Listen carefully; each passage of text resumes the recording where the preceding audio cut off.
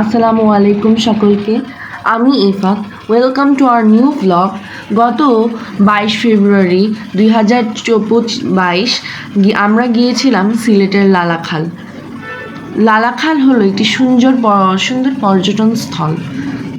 তো এখন জানা যাক একটু লালাখাল সম্পর্কে। লালাখাল সিলেটের জৈন্তাপুর উপজেলার একটি পর্যটন এলাকা এবং গুরুত্বপূর্ণ স্থান। লালাখালের পাশ দিয়ে প্রবাহিত হয়েছে সারিগোয়াইন নদী। সেই নদীতে অসংখ্য বাঁক রয়েছে। নদীটির কূলে পাহাড়ি বন, চা বাগান এবং নানা প্রজাতির বৃক্ষরাজি রয়েছে।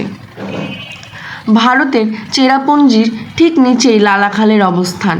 চেরাপুঞ্জি পাহাড় থেকে উৎপন্ন এই নদী বাংলাদেশের মধ্য দিয়েই প্রবাহিত।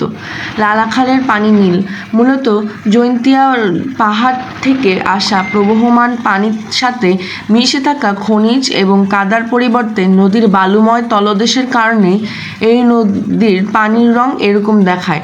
লালাখালের নদীতে অসংখ্য বাঁকের দেখা মেলে।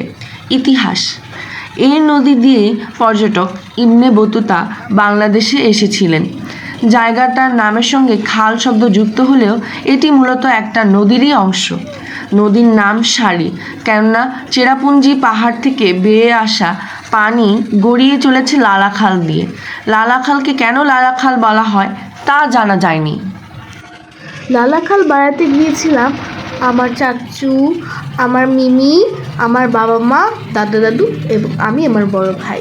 আমাদের সবার কাছে এই জায়গাটি খুবই ভালো লেগেছে। পরিষ্কার পানিটি আমার কাছে বিশেষ করে সব থেকে বেশি ভালো লেগেছে। দূরে ইন্ডিয়ার বর্ডার দেখা যায়, ওখানে নেমে আমরা গোসল করেছিলাম।